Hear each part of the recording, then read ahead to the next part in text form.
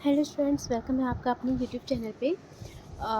चलिए, हमने आपको पहले बताया था कि हम मोबाइल डिवाइस से अपना वीडियो बनाने की कोशिश कर रहे हैं। थोड़ा सा ज़्यादा वाला प्रॉब्लम हो रहा है, तो please I request you all students, please copy and pen लेके बैठें।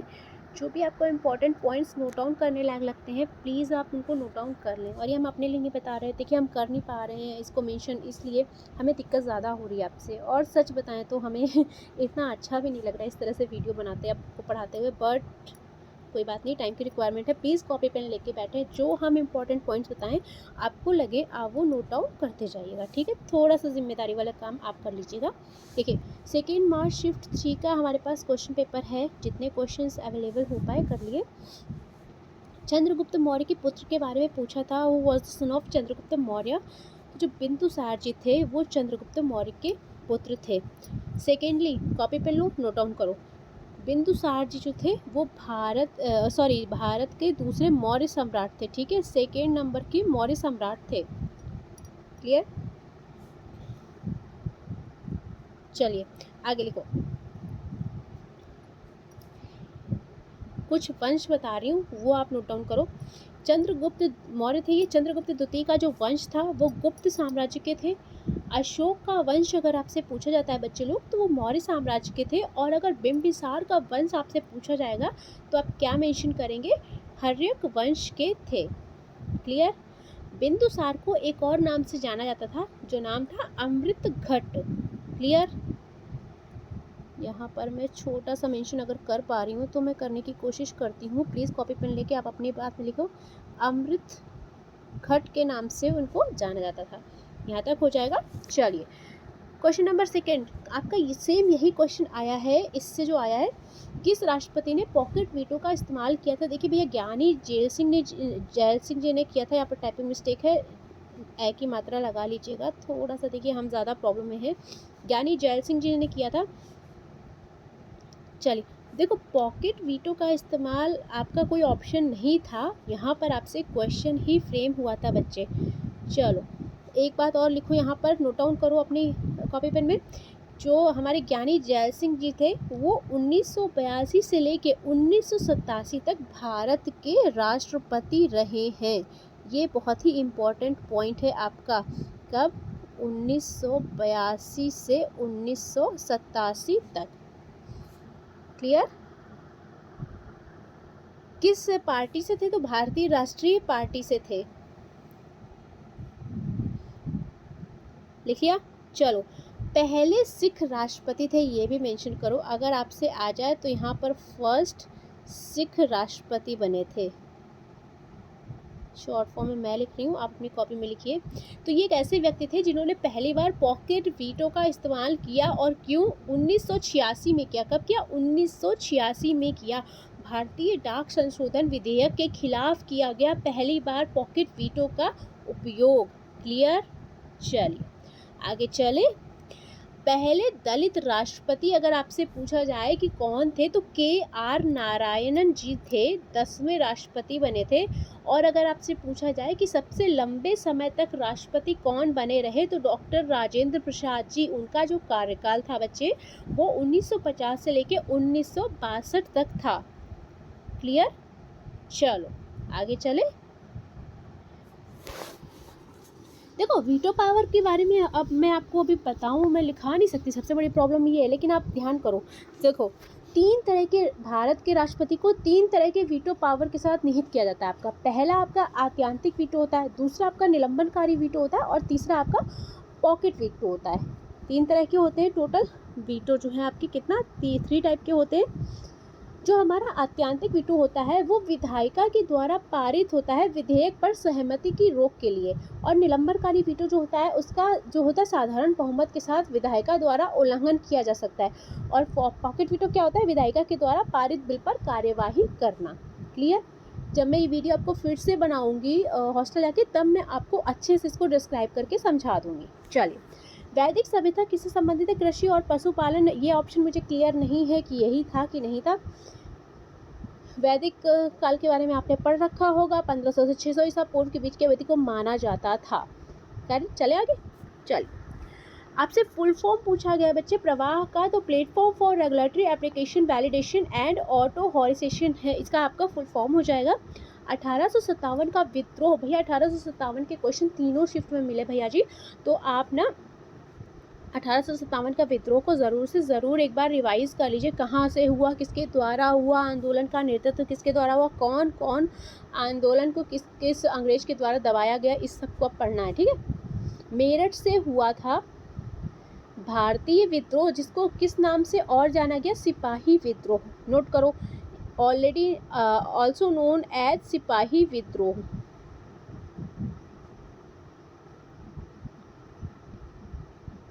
क्लियर, चलिए। ब्रिटिश ईस्ट इंडिया कंपनी की सेवा में भारतीय सैनिकों या सिपाहियों के द्वारा मेरठ में ये विद्रोह शुरू किया गया था, जो हमारे 1857 के विद्रोह के मुख्य केंद्र थे। नोट डाउन करो फटाक से, दिल्ली, कानपुर, लखनऊ, झांसी और बिहार थे। क्लियर, चलो आगे चलते हैं। एक चीज़ और नोट डाउन करना, भारतीय स्वतंत्रता का जो प्रथम संग्राम था वो 10 मई 1857 को शुरू हुआ और विद्रोह की शुरुआत आपकी मेरठ से हुई। क्लियर है।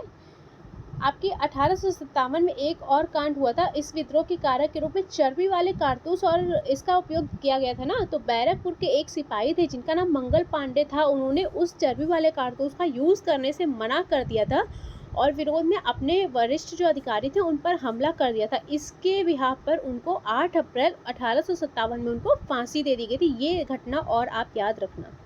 क्लियर, चलिए एक चीज़ और नोट डाउन करो जल्दी फटाफट से, जो मैं आपको लिखा रही हूँ।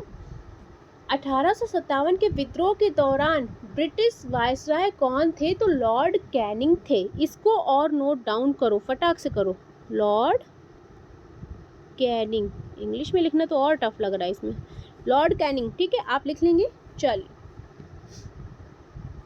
आगे चलते हैं। INA का गठन पूछा गया था बच्चे, किसने किया। देखो अगर गठन की बात होगी INA का गठन, तो हमेशा नाम आएगा मोहन सिंह। नेतृत्व जो है आपका, नेतृत्व मोहन सिंह के द्वारा नहीं किया गया था, गठन आपका मोहन सिंह के द्वारा किया गया था। कब, 1942 में। कहाँ, सिंगापुर में। ये सब पॉइंट्स लिखते जाओ क्योंकि मैं सही से लिख नहीं पा रही हूँ, प्लीज़ लिखते जाइए, हम बार बार आपसे रिक्वेस्ट कर रहे हैं। अगर आपसे पूछा जाए INA संगठन का नेतृत्व किसने किया था, तो सुभाष चंद्र बोस जी ने किया था। कब, 1943 में। नोट डाउन करो फटाक से, हो गया। चलिए आगे चलते हैं। इसका गठन हमने आपको बता दिया, सिंगापुर में हुआ था। हाँ ठीक है, चलिए। शिवरात्रि का त्यौहार किस महीने में मनाया जाता है, फागुन महीने में मनाया जाता है, कृष्ण पक्ष की चतुर्दशी पे मनाया जाता है।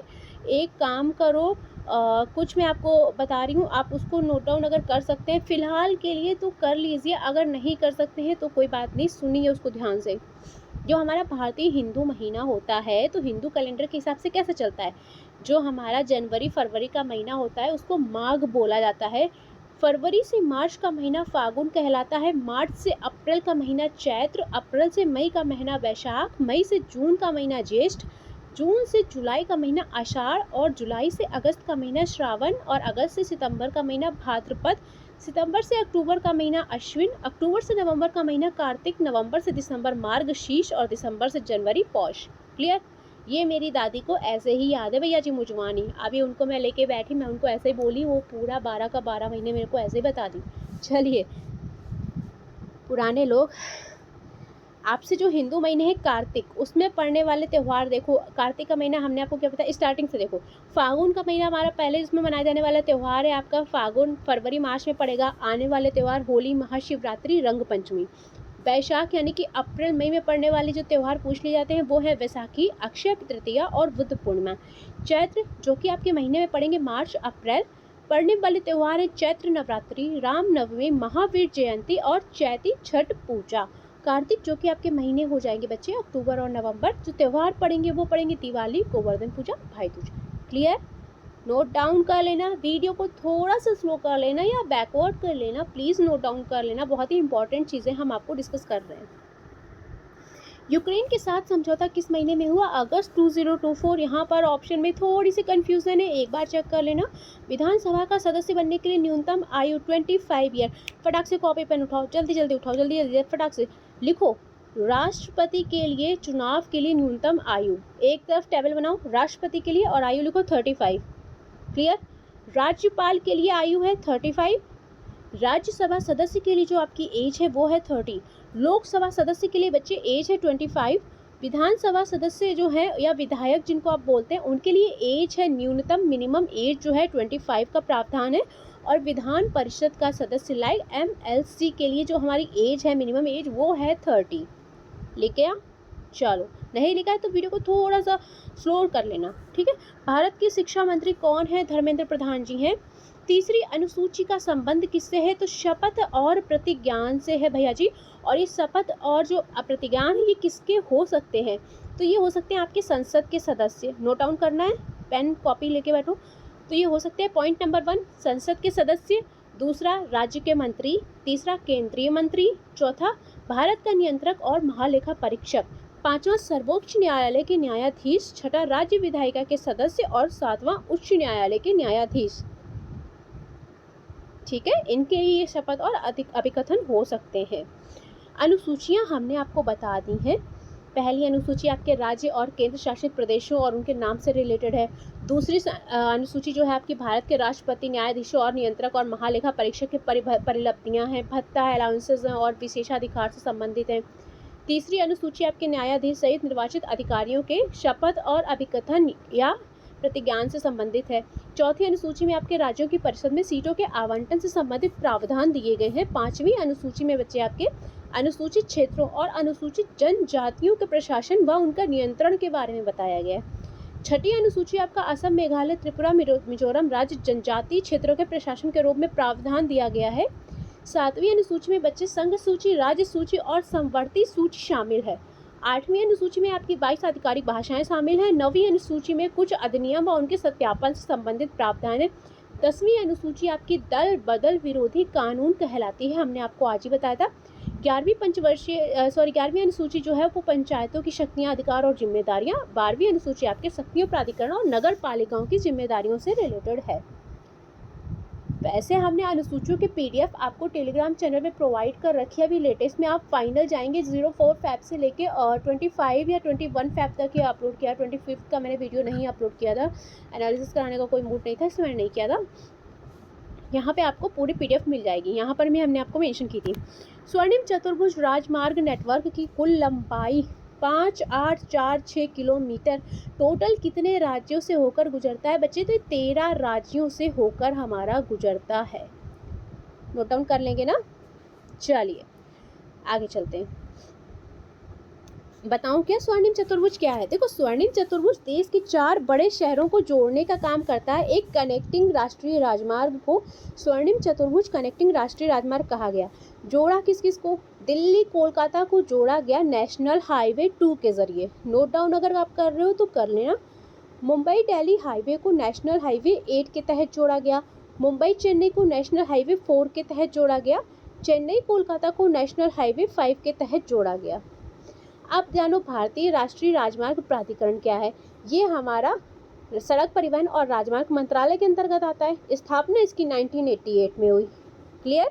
चलो, भारत में मानसून की बारिश सबसे पहले किस राज्य में होती है बच्चे? आमतौर पर होती तो ये केरल में है सबसे पहले, लेकिन आपको ऑप्शन में केरल जो है नहीं मिला था।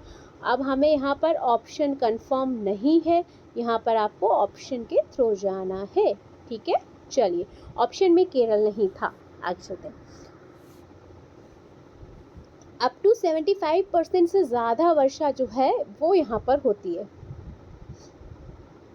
और अगर अंतिम राज्य पूछा जाए केरल तो पहला हो गया, अंतिम हो जाएगा आपका पंजाब। इस चीज़ को ध्यान रखना।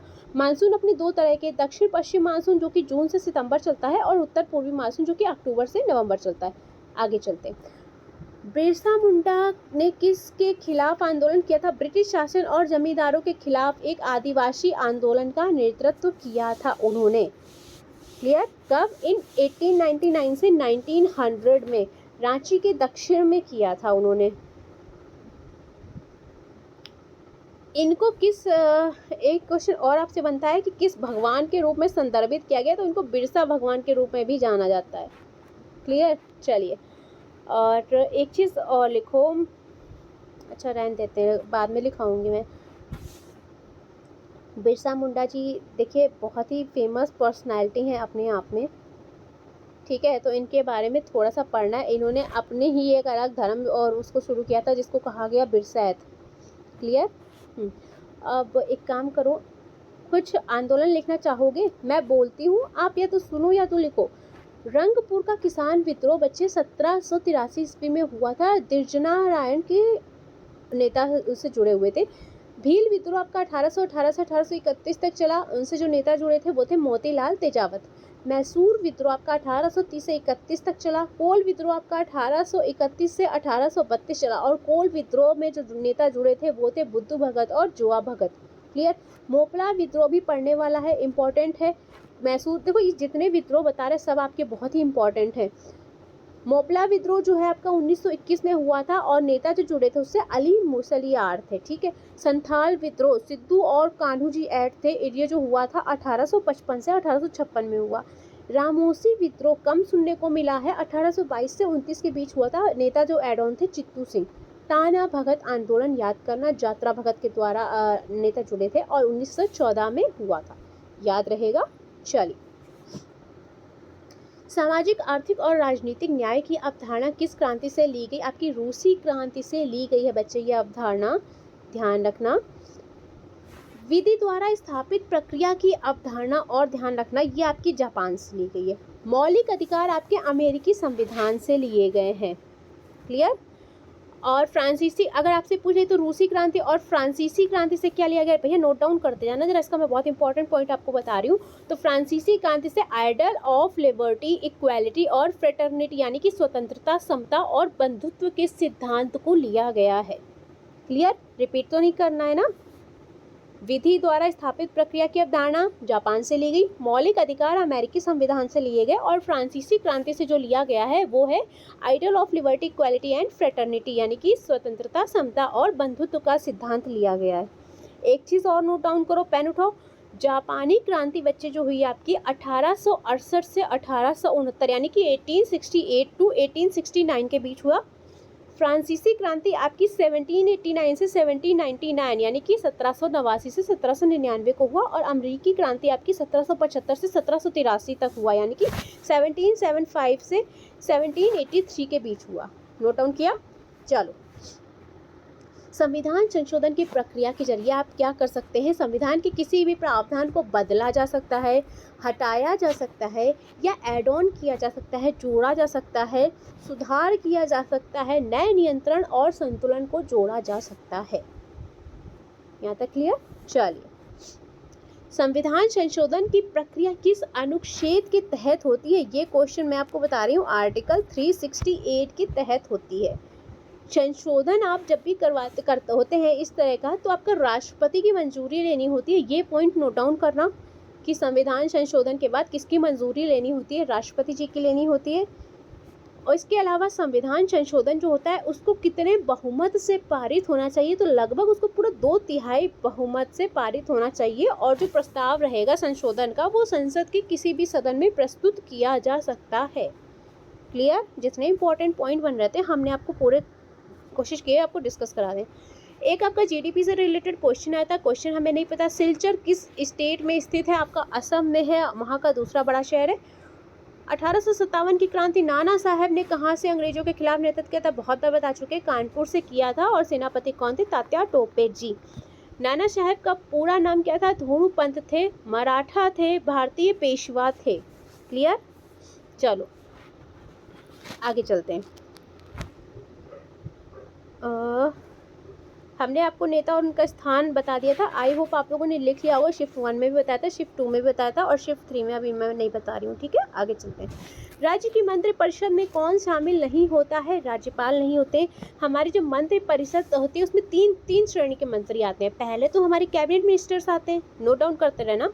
दूसरा हमारे राज्य के मंत्री होते हैं, और जो तीसरी श्रेणी होती है वो होती है उप मंत्री। ये तीनों आते हैं बच्चे हमारे राज्य की मंत्रिपरिषद के हिस्से में। यहाँ तक कंफर्म है? चलो आगे चलते हैं। उत्तरी सरकार तट किसको संदर्भित करता है? तो कृष्णा और महानदी नदियों के बीच के मैदान को लोग उत्तरी सरकार तट बोलते हैं। तात्या टोपे से रिलेटेड एक क्वेश्चन आया था, शायद जन्म स्थान आया था, वो मैंने मेंशन कर दिया। महाराष्ट्र के नासिक के येवला गांव में हुआ था इनका जन्म। कब? 6 जनवरी 1814। और 6 है या 16 है, शायद 16 फरवरी, यहाँ पर मुझे कंफर्म नहीं है। एक्चुअली मैंने उनका बर्थ डेट देखो मुझे पता नहीं है और मैंने भी सर्च नहीं किया है, एक बार इसको चेक कर लेना। मुझे एक डेट और कंफर्म नहीं है अभी कि 16 फरवरी को, मेरे ख्याल से 16 फेब को हुआ था बच्चे, ये डेट सही नहीं है, एक बार इसको चेक कर लेना प्लीज़, ठीक है। 16 फरवरी 1814 मेरे अकॉर्डिंग ये डेट है, इसको मैंने भी चेक नहीं किया, ये वाली डेट है, ठीक है। तो इस डेट को थोड़ा सा इग्नोर करिएगा, एक बार या तो आप चेक कर लेना सर्च करके। इनका पूरा नाम रामचंद्र पांडुरंग टोपे था, पिता इनके पांडुरंग राव टोपे थे। आंदोलन जो इनके द्वारा रहा वो 1857 का भारतीय विद्रोह, और इनको फांसी की सज़ा दे दी गई थी। कब? 18 अप्रैल 1859, यानी कि 1859 में इनको फांसी की सज़ा दे दी गई थी। क्लियर? जन्म स्थान महाराष्ट्र के नासिक में 1814। इन्होंने 1857 में कानपुर में ईस्ट इंडिया कंपनी की भारतीय सेना को हराया था, ये बात ध्यान रखनी है। चलो आगे चलते। रेडियो धर्मिता के जनक आपसे पूछे गए थे बच्चे, हेनरी बैक्वेरल थे। इन्होंने कब? 1895 में खोज की रेडियो धर्मिता की। अगर आप रेडियो धर्मिता शब्द की बात करेंगे कि शब्द किसने यूज़ किया, शब्द का प्रतिपादन किसने किया, तो मैरी क्यूरी जी आ जाएंगी। क्लियर? चलो, मैरी क्यूरी ने रेडियम और अन्य धातुओं की खोज की थी। आगे चलते हैं। किस संविधान संशोधन ने रियायतों के पूर्व शासकों की उपाधियों और विशेषाधिकार को समाप्त कर दिया था? 26वें संविधान संशोधन अधिनियम के तहत हुआ था। और कब हुआ था ये? 1971 में हुआ था बच्चे। 1971 में ये संशोधन रहा था, जिसमें पूर्व शासकों का क्या खत्म किया गया था? राजबत्ता और विशेषाधिकार जो दिए गए थे वो खत्म कर दिए गए थे। देखो कौन सा भाग जो है इस संशोधन प्रक्रिया से संबंधित है? तो भाग 20 जो है XX, ठीक है, वो इस संशोधन प्रक्रिया से संबंधित है। कर लेंगे? चलिए नोट डाउन करते रहिएगा प्लीज़ बच्चे लोग, ठीक है, क्योंकि आपके लिए ज़रूरी है। तीसरे सिख गुरु कौन थे? लेकिन बच्चों ने बोला ये वाला क्वेश्चन नहीं आया था, आपका ये वाला आया था। चौथे सिख गुरु के बारे में आया था। कोई बात नहीं, हम आपको वैसे भी 10 के 10 गुरु बता चुके हैं, उनके किए गए कार्य बता चुके हैं, किसकी कब मृत्यु हुई वो भी बता चुके हैं, किसके कब जन्म हुआ वो भी बता चुके हैं। इसके अलावा कौन से गुरु कहाँ पैदा हुए थे ये भी बता चुके हैं। 365 डेज सीरीज़ किसी ने नहीं पढ़ी होगी, जितने बच्चे अभी ऐड ऑन है, बट थोड़ा सा हम आपको हिंट फिर भी दे सकते हैं। कॉपी पेन ले लो, ध्यान से सुनो, डालो। क्वेश्चन नंबर 1 नोट डाउन करना। चौथे गुरु आपके हो गए गुरु रामदास, नोट करो। तीसरे गुरु आपके अमरदास होगा, ठीक है, लिखो। पहले सिख गुरु गुरु नानक सिंह, लिखा। इन्होंने क्या किया था? सिख धर्म के संस्थापक थे और लंगर की अवधारणा को शुरू किया था, जिसको आप लोग इंग्लिश में बोलते हैं कॉमन किचन, हो जाएगा। दूसरे गुरु थे गुरु अंगद, इनके सामने डैश करके लिखो, इन्होंने गुरुमुखी लिपि की शुरुआत की। तीसरे गुरु जी थे गुरु अमरदास सिंह, डैश करके लिखो, इन्होंने आनंद कारक जो विवाह होता है उसकी शुरुआत की। चौथे गुरु थे गुरु रामदास। वीडियो को थोड़ा स्लो कर लेना, देखते टाइम थोड़ा सा जो प्लेइंग स्पीड है ना वो थोड़ी सी कम कर लेना। चौथे गुरु हैं गुरु रामदास, इन्होंने अमृतसर शहर की स्थापना की। पांचवें गुरु जो हैं बच्चे गुरु अर्जन देव जी, इन्होंने स्वर्ण मंदिर की नींव रखी थी। इसके अलावा इन्होंने गुरु ग्रंथ साहिब का संकलन किया। इनको मार दिया गया था बच्चे जहांगीर के द्वारा। नेक्स्ट गुरु हरगोबिंद सिंह आते हैं, फिर इन्होंने अकाल तख्त का निर्माण किया, जिसको अमर सिंहासन भी बोला जाता है। गुरु हर राय आपके अगले गुरु थे, इन्होंने औरंगजेब से शाहजहां के दारा शिकोह पुत्र को आश्रय दिया था। फिर आपके नेक्स्ट गुरु आते हैं गुरु हरकृष्ण, ये सबसे कम उम्र के गुरु थे और औरंगजेब के दरबार में उनकी मृत्यु हो गई थी। क्लियर? गुरु तेग बहादुर जी का जो कार्य था, उन्होंने आनंदपुर शहर की स्थापना की थी और इनको औरंगजेब ने मार डाला था क्योंकि धर्म परिवर्तन नहीं करवा रहे थे। गुरु गोविंद सिंह फिर आते हैं हमारे नवे गुरु, इन्होंने खालसा की स्थापना की, जो सबसे ज़्यादा पूछे जाते हैं, और इनको मानव रूप में अंतिम गुरु की उपाधि दी गई। लास्ट है आपके गुरु ग्रंथ साहिब, यह गुरु ग्रंथ सिंह के द्वारा उनके बुक है उनके द्वारा लिखी हुई, ठीक है। सॉरी, गुरु गोविंद सिंह आपके 10 में हो गए। गुरु ग्रंथ उनके द्वारा लिखी हुई जो बुक है वो है गुरु ग्रंथ साहिब, जिसको कि आपका सिखों का आदि ग्रंथ भी कहा गया था। क्लियर हो गए 10 के 10, 1 2 3 और ठीक है, ठीक है। 9वें थे तेग बहादुर और 10वें थे गुरु गोविंद सिंह, ठीक है। मेरे ख्याल से मैंने आपको 10 के 10 बता दिए। और गुरु ग्रंथ साहिब जो है उनके द्वारा लिखा गया ग्रंथ था और इसको आदि ग्रंथ कहा गया। चलिए, वैसे मैं आपको ये लिखा चुकी हूँ, रिटन हैंड रिटन में बता चुकी हूँ, उनका जन्म बर्थ प्लेस बता चुकी हूँ, बर्थ डेट बता चुकी हूँ, मृत्यु जो डेथ डेट है वो भी बता चुकी हूँ, इसके अलावा उनके द्वारा किए गए कार्य भी बता चुकी हूँ, मृत्यु कैसे वो भी बता चुकी हूँ। चलिए, नहीं, मैं जीके के बहुत ही सेलेक्टिव क्वेश्चन करवाती हूँ, 365 में भी करवाएं, बहुत ही सेलेक्टिव जो आपके एग्जाम ओरिएंटेड हैं आ चुके हैं। और मेरे ख्याल से मुझे लगता है कि बेस्ट तो नहीं बोल सकती, पर मैं पूरा अपना 100% देने की कोशिश करती हूँ उसको एक्सप्लेन करने में कि मैं कितना अच्छे से कर सकती हूँ, मैं कितना इंपॉर्टेंट आपको पढ़ा सकती हूँ। चलो, किसे राज्य विधानमंडल का हिस्सा नहीं माना जाता? मुख्यमंत्री आपका शायद ऑप्शन में था। हम आपको ये पॉइंट लिखा रहे हैं कि उसमें शामिल कौन होते हैं विधान परिषद में। तो देखो, राज्य के विधानमंडल में आपके राज्यसभा, नोट डाउन करना, विधानमंडल में जो शामिल होते हैं बच्चे वो है राज्यपाल, विधानसभा और विधान परिषद शामिल होते 3। इसके अलावा आपको अगर कोई भी चौथा ऑप्शन मिला होगा वो ही आपका आंसर होगा। मुख्यमंत्री मिला था अगर तो बढ़िया, अगर नहीं मिला था तो जो इन तीनों के अलावा नहीं रहा होगा वही होगा। कौन कौन? एक आपका राज्यपाल, दूसरा विधानसभा और तीसरा विधान परिषद, ठीक है। मुख्यमंत्री की नियुक्ति किसके द्वारा की जाती है? राज्यपाल के द्वारा। और किस आर्टिकल के तहत की जाती है? आर्टिकल 164 के तहत हो जाएगा। चलो, 8 अक्टूबर 2023 को वायुसेना की परेड कहाँ आयोजित हुई थी? प्रयागराज में। एक क्वेश्चन आपका SNDP से रिलेटेड आया था, क्वेश्चन कंफर्मेशन नहीं है कि क्या आया था। कौन सा भगवान बिरसा मुंडा से संबंधित है? देखो, ये आदिवासी भगवान बोले जाते हैं, धरतीबा भी बोले जाते हैं, इसके अलावा इनको बिरसा भगवान के नाम से भी जाना जाता है। अब आपको ऑप्शन में क्या मिला था वो एक बार कंफर्म कर दीजिएगा, ठीक है। एक आपका क्वेश्चन आया था वेल्स नियम से, अभी क्वेश्चन हमें नहीं पता क्या है। गंगा सागर मेला भारत के किस राज्य में मनाया जाता है? तो आपका पश्चिम बंगाल में मनाया जाता है। और इसके बारे में जो इम्पोर्टेंट पॉइंट है बच्चे लोग वो ये है कि कुंभ मेले के बाद जो दूसरा बड़ा मेला बोला जाता है वो आपका गंगा सागर मेला बोला जाता है, ठीक है। चलिए, 1-2 मेले और हैं, पेन कॉपी ले लो, लिखो। देवी पाटन मेला यूपी में मनाया जाता है, किस जिले में मनाया जाता है? वो उसका नाम है बलरामपुर, लिखो। यूपी में मनाए जाने वाले मेले में बता रही हूँ वो लिखो। देवी पाटन मेला बलरामपुर जिले में मनाया जाता है। दूसरा, कंपिल मेला फरुखाबाद जिले में, बटेश्वर मेला आगरा में और दादरी मेला बलिया में। चलिए आगे चले, आई होप आपने लिख दिया होगा। एक आपका गैस थ्योरी से रिलेटेड क्वेश्चन आया है, हमें पता नहीं अभी क्या आया। एक आपका हेनरी लॉ से रिलेटेड क्वेश्चन आया है। लॉ हमने मेंशन कर दिया है कि किसी तरल सतह पर किसी गैस के द्वारा लगाया गया जो आंशिक दाब होता है तरल पदार्थ में मौजूद मोल अंश के सीधे आनुपातिक होता है। क्लियर। एक चीज़ और है इस नियम के बारे में, ये नियम तभी लागू होता है जब दाब ज़्यादा ना हो, तापमान कम ना हो और गैस बेहद घुलनशील हो।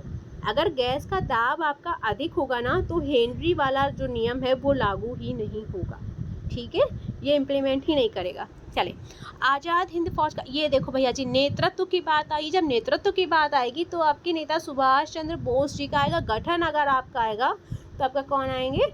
गठन मोहन सिंह की बात आई, कहाँ की थी स्थापना इसकी? कैप्टन मोहन सिंह जी ने की थी। चलो, यहाँ पर जाएगा आपका नेताजी सुभाष चंद्र बोस के द्वारा नेतृत्व किया गया था।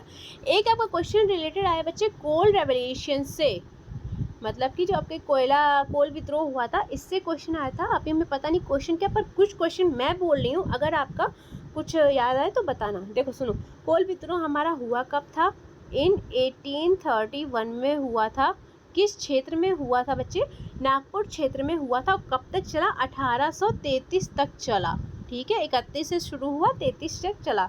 नेतृत्व किसने किया? बुद्धू भगत, जुआ भगत और चिंद्राणी मानकी और मदारा महतो नेताओं ने किया।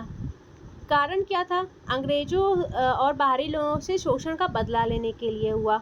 क्षेत्र हमने आपको पहले ही बता दिया। ये हमारे इंपॉर्टेंट पॉइंट्स हैं जो हमने आपको शेयर किए। हो सकता है आपको कुछ याद है तो ज़रूर बता देना। अच्छा, जो कोल विद्रोह में नेता शामिल थे बुद्धू भगत, वो लड़का विद्रोह के भी नेता थे और लड़का विद्रोह आपका हुआ कब था? 1832 में। ये पॉइंट लिख लेना। चलो, एक क्वेश्चन आपका आया था प्रस्तावना से रिलेटेड, अभी हमें नहीं पता है। एक चीज़ और करो, पॉइंट ज़रा नोट करो। प्रस्तावना में जो महत्वपूर्ण वर्ड आते हैं ज़्यादातर वही आ जाते हैं कि आपका कौन सा वर्ड जो है प्रस्तावना में शामिल नहीं है, ये नोट कर लो। पहला संप्रभु आपका शामिल है, जो इसमें इंपॉर्टेंट वर्ड है प्रस्तावना में। संप्रभु, समाजवादी, धर्मनिरपेक्ष, लोकतांत्रिक, गणतंत्र, न्याय, स्वतंत्रता, समानता और बंधुत्व, ये आपके वर्ड जो है प्रस्तावना में शामिल हैं। हो सकता है आपको प्रस्तावना से रिलेटेड कुछ क्वेश्चन मिला हो। ठीक है, चलिए कुछ और नोट डाउन करना चाहेंगे? आज के लिए मेरे ख्याल से इतना काफ़ी है। देखो, प्रस्तावना में 4 अंग और थे, पर अंगों से रिलेटेड क्वेश्चन नहीं आया है बच्चे। जितना मुझे लग रहा है मैंने अपने हिसाब से करा दिया। अगर मुझे कुछ और पता चलेगा ना तो मैं टेलीग्राम पे आपको ज़रूर से ज़रूर अपडेट कर दूँगी। ठीक है, चलिए साथ में बने रहिएगा। कंबाइंड वीडियो भी हम आपको थोड़ा सा देख रहे हैं, अगर अपलोड हो पाएगी तो ज़रूर से ज़रूर अपलोड कर देंगे।